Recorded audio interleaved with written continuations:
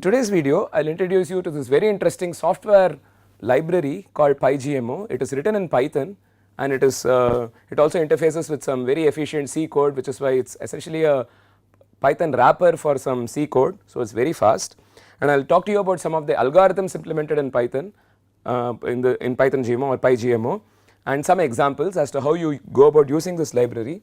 You will be interested to see that there are so many different kinds of flavors of evolutionary algorithms that are readily available in PyGMO, which you can use immediately. And I will also introduce you to the concept of multi-objective optimization. So, what do you do when you have more than one object to worry about? For example, in our case it could be more than data from more than one experiment. How do you estimate parameters? I have told you different algorithms, but what tools do you use? Let us look at a very powerful tool called PyGMO. So, PyGMO is basically a Python package. It stands for Python Parallel Global Multi-Objective Optimizer. It is a scientific library which provides a large number of optimization algorithms as well as problems. There are many test problems that people use to stress test any given algorithm. There is something known as the Rosenbrock function and things like that.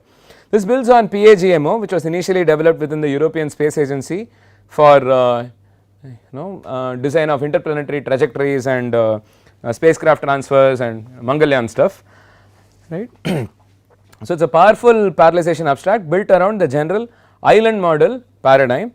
So, we will look at what this is. So, all algorithms are automatically parallelized to leverage multiple cores, right. So, they work in basically islands. So, there is a generalized migration operator which allows the user to define migration paths between these parallel optimizers. So, it is to say in some sense, let us say you have 8 CPU cores, you can run simulated annealing on one, DE on one, EA on 5 others, shuffle the solutions after a few iterations, continue, right. This is as aggressive an optimization strategy as you can imagine, right. You are trying to leverage the best of all worlds, right. There is some strength for EA, there is some strength for simulated annealing, there is some strength for particle swarm optimization. You mix and match all of these in whatever way you want, right. So, PyGMO can be used to solve constrained, unconstrained, single objective, multi-objective, continuous and mixed optimization problems. A slight detour, what do we mean by multi-objective optimization?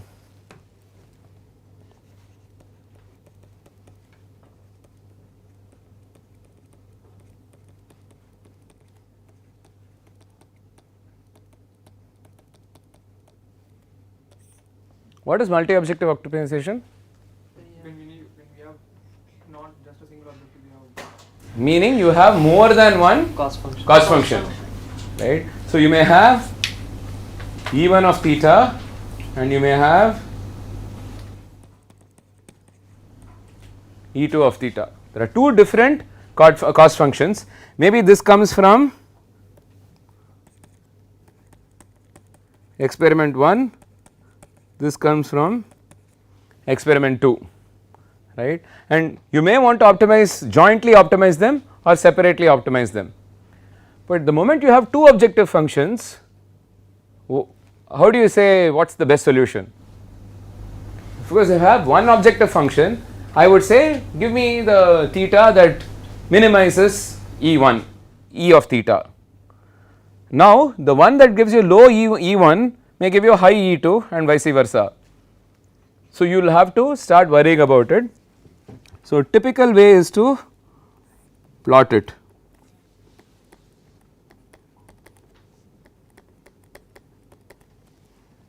Right.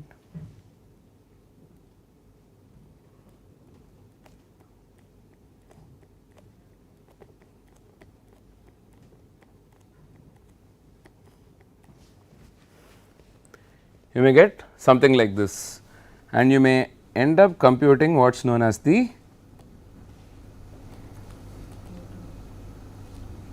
Pareto front.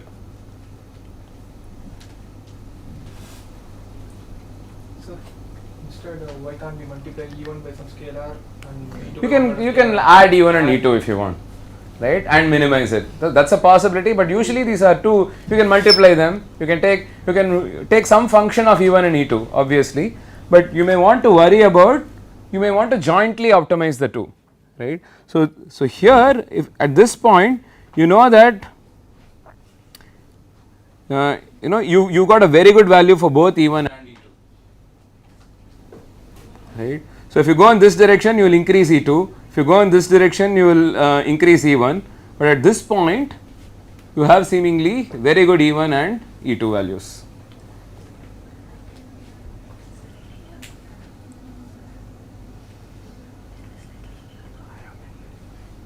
Or you would have liked a front that looks more like this.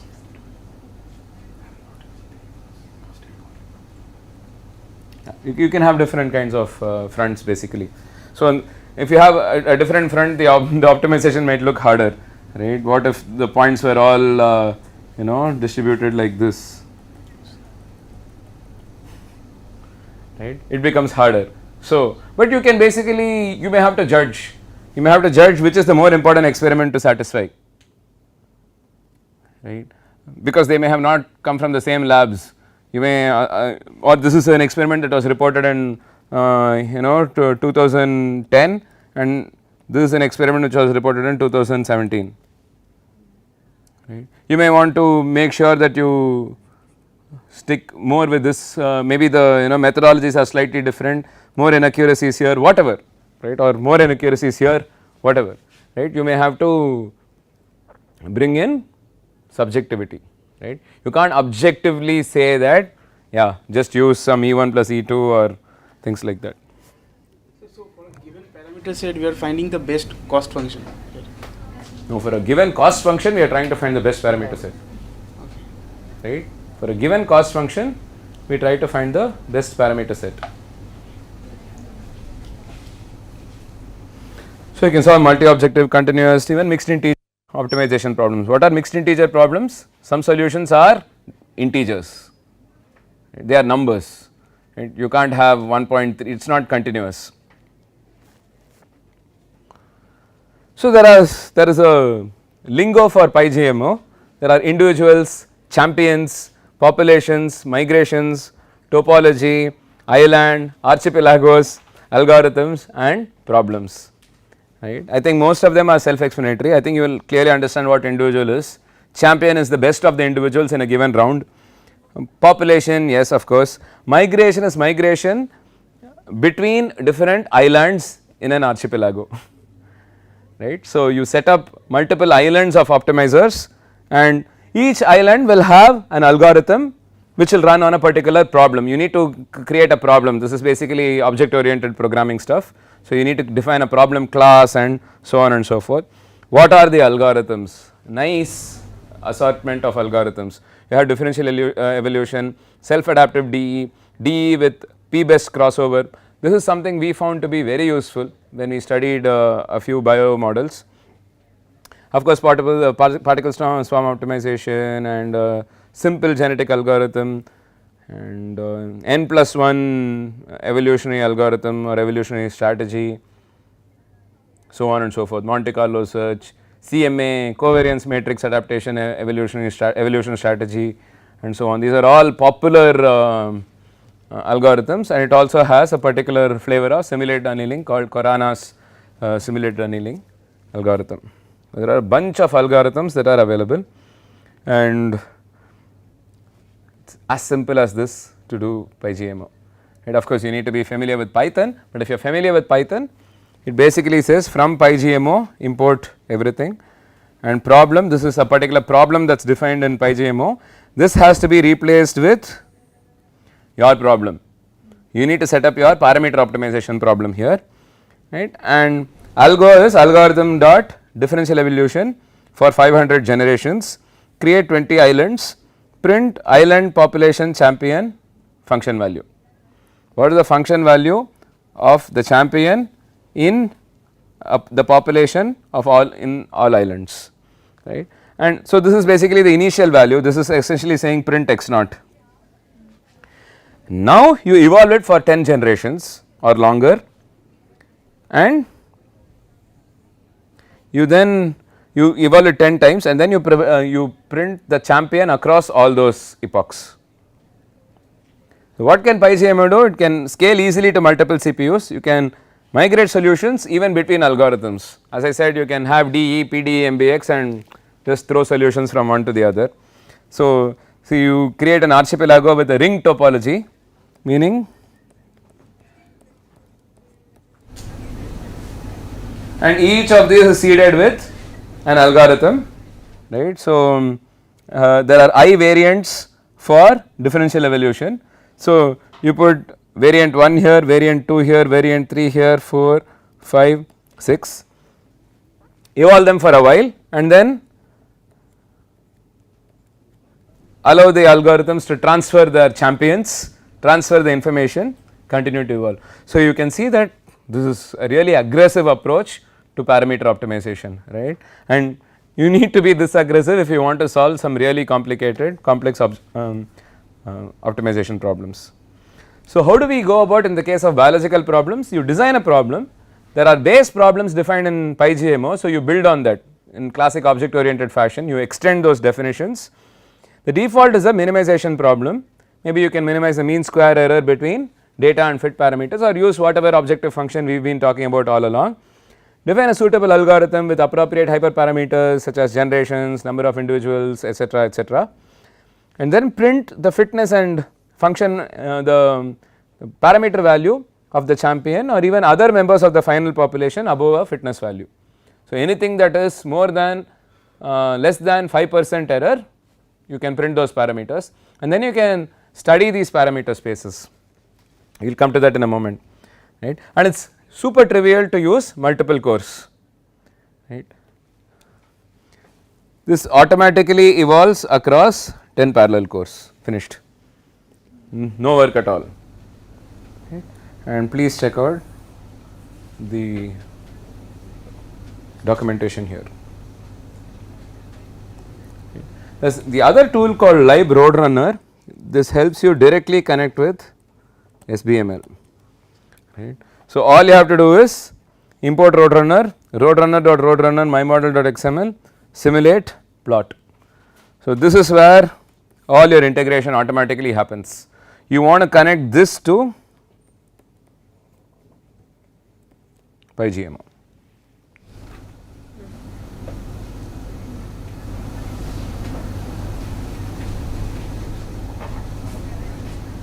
Very good. So, one interesting thing that remains to be discussed is, we did see it briefly yesterday,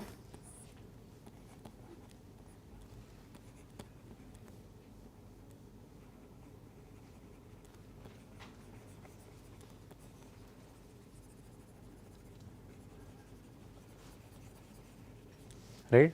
You have such parameter spaces, how do you study them, right, or how do you even find these parameter spaces.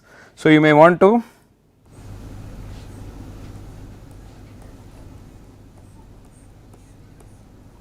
systematically uniformly sample across this using Latin hypercube sampling on one of those methods. You can read more about Latin hypercube sampling, there are many sampling strategies. So, you may want to sample like this and figure out how the space looks like. One very interesting aspect is, you may find that let us say these are 2 parameter directions theta 1 and theta 2, you may find that your cost function varies a lot in this direction, but relatively very little in this direction, right. So, you will have to start worrying about something known as sloppiness. So, sloppiness is a very important issue in biological systems. It has fundamental implications for how easily you can estimate parameters or with what reliability you can fit parameters. It depends upon the model, to some extent on the data, it is quite complex, but it is a very interesting topic. So, in today's video I hope you got a nice introduction to the very interesting software library API called PyGMO. It is written in Python, but it is very efficient and very useful for performing all kinds of GAs, right, or evolutionary algorithms in general. So, be it differential evolution or genetic algorithms or evolution strategies and or even simulated annealing and so on. and we looked at what are all the different algorithms that are implemented in PyGMO and a few examples, code snippets to tell you how you go about writing PyGMO code. And I also introduced you to this very interesting concept of multi-objective optimization, and you should read more about it because I only gave you a very brief introduction. In the next video we are essentially coming to the end of dynamic modeling. So I will give you a recap of the entire series of lectures we have had on dynamic modeling.